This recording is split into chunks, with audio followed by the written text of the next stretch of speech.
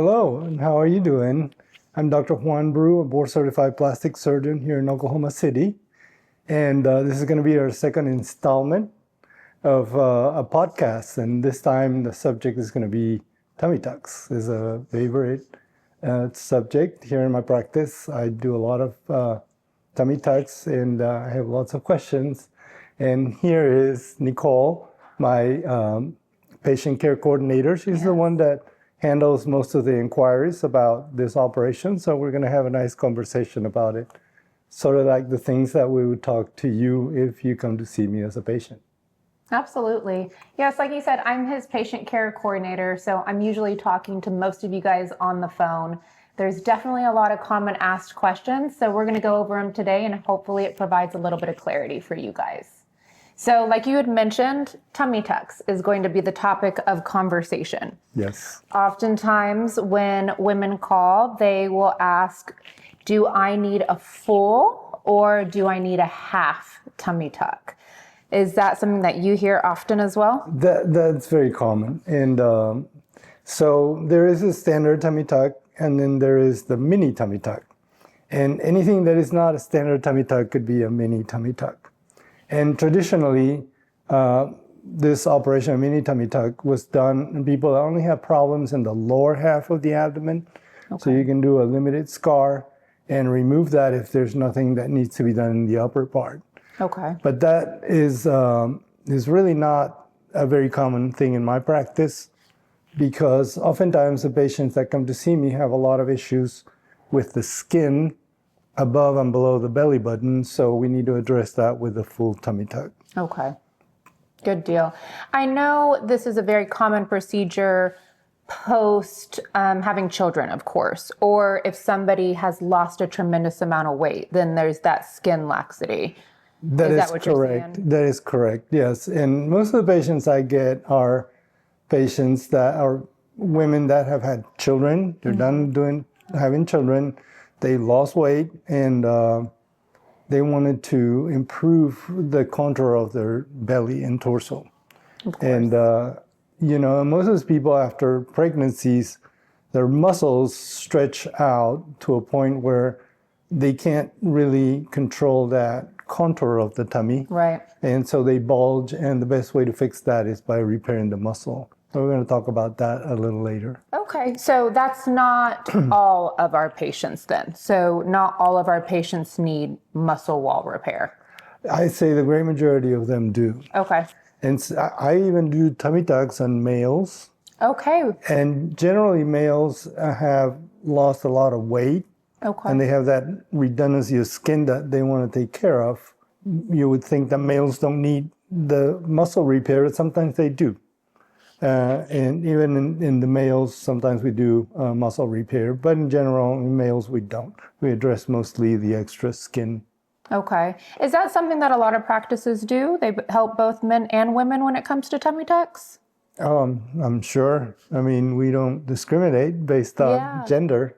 So I do have probably 10 to 1, 10 female patients to 1 male patient. And generally, the male patients are patients that have lost a lot of weight and they have a lot of extra skin to deal with, yes. Yeah, and I think it's important to bring that up just because we are so popular amongst our women patients, but men are welcome as well.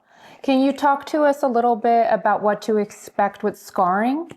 When I do a tummy tuck, I try to position my scar as low as possible, right above the pubic area, like the pubic mons. Because I want the patients to be able to wear a two-piece and not show any scar. Okay. And the other thing I do is I tend to lift the pubic area because sometimes after weight gain, weight loss, the pubic area becomes very lax and with a lot of extra skin. And so I lift that up. And so we put those two things together, the skin in the upper part and the lower part, so it's nice and flush. I imagine that's aesthetically pleasing. Right, and that's the bottom line is that you want to achieve the most aesthetically pleasing result. Of course. So what does recovery look like for these patients? Yes, it's very important. Recovery takes approximately 2 weeks. Okay. And that's in somebody that the only thing we're doing is a tummy tuck. Okay. So patients, the worst week is the first week. I recommend sometimes people to get a walker so they can get around the first week.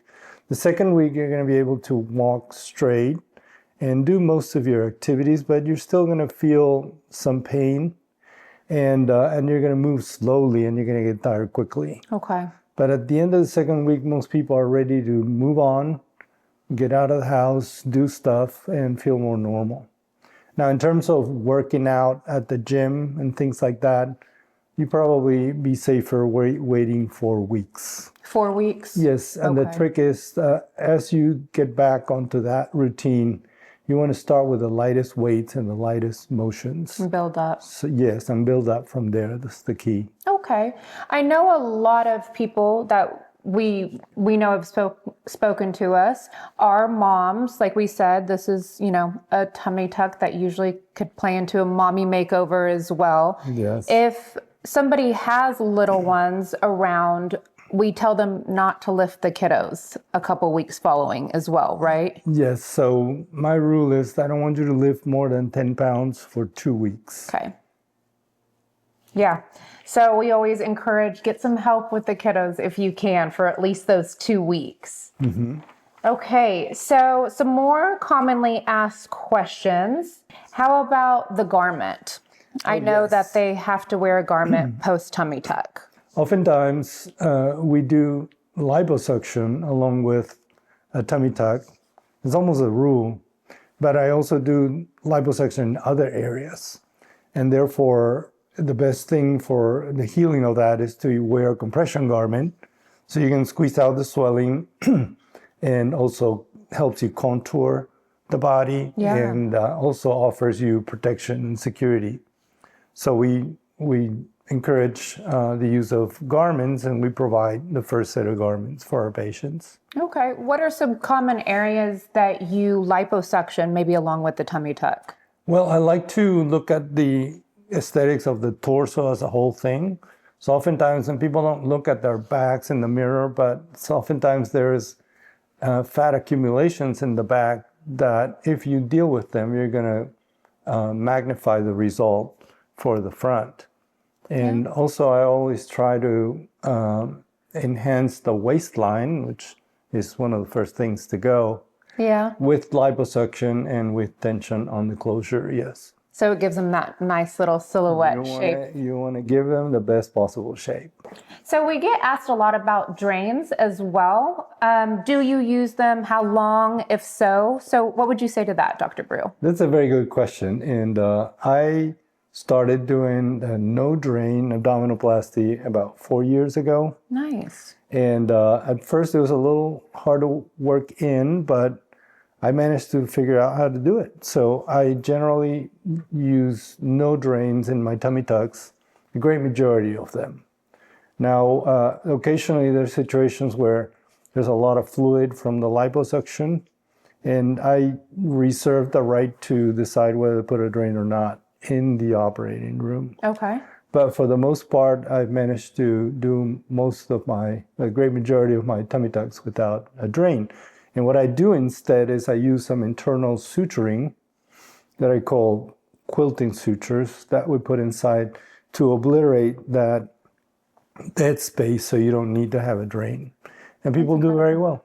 That's incredible. Because I know people that have gone to other locations, or you hear the stories about people going out of the country. You always hear some kind of horror story with drains. With drains, right? Yeah. Well, I think that people still do use drains here locally. Yeah. I mean, and it's kind of like a safety valve. Yeah. But I find it unnecessary. But when I do a lot of liposuction in the back, sometimes I use drains if we need to. And they only stay for a day or two. They don't need to stay very long. But that's a big concern for patients because they fear those drains like you wouldn't believe, yes. And so I reassure them that we can do the great majority of tummy tucks without drains. Very nice. So With all the questions that were asked, who do you feel like is the best candidate, whether that be age or, like we said, fat loss, Yes. at post-baby? Who is the best candidate for a tummy tuck? Yeah, so in general, my tummy tuck patients are between the ages of 30 and 50. I think that, the younger you are, the better you're going to bounce back. The other thing is that ideally, I want you to be in your ideal body weight. Okay. But to be honest with you, some of my patients that have done tummy tucks, they've gone on to lose weight and go to the gym and work hard, and they make my results better. So you can improve on it by losing weight. And very important is nutrition. Make sure that, because patients that are losing weight, especially the ones on the GLP-1 medications, sometimes they're not very well nourished. So we have to work with them to get this protein load on them so they can heal quicker and without complications. That's a big part of it. I know that I always speak to patients on the phone about BMI, that body mass index, specifically for health and that aesthetic result that you're trying to achieve. Right. And regarding the BMI, sometimes people are on the heavier side. And the truth is that the heavier you are, the less I can do for you. And sometimes, when they're a little past a certain level, it's not very rewarding to do all this much surgery for that little result. But somebody with a BMI below 31 is considered a good candidate. Okay, wonderful. Do you feel like there's any misconceptions when it comes to tummy tucks? There's all kinds of misconceptions in plastic surgery. That's a given. Yeah. People, there's a lot of superstitious behavior in tummy tucks. One that I find very commonly is people that had tummy tucks elsewhere. They tend to put a button or a spacer in the belly button so it won't close. I've never had that problem. My belly buttons are small, but they don't close on their own because I suture them carefully. And so I think that's what does the trick of being small, being in the right place, and healing properly. That's one thing I hear a lot from your patients that you've worked with already, is he does amazing belly buttons. You should see my belly button. It's so incredible. That's my signature. That's when you know Dr. Brou's gotten a hold of you, when you have that perfect belly button. Yes. So I wanted to dive in a little bit in regards to muscle repair when it comes to our tummy tuck or abdominoplasty. Yes. A lot of people are nervous when it comes to muscle repair or apprehensive. Can you educate us a little bit more on that? Yeah, absolutely. So what happens is, and this is really the main reason why you do a tummy tuck, is when the abdominal muscles separate. And that happens because of pregnancies mostly. And so what happens is when they separate, that membrane in between gets to be lax, and then the tummy bulges. And you can't correct that unless you tighten the muscles again.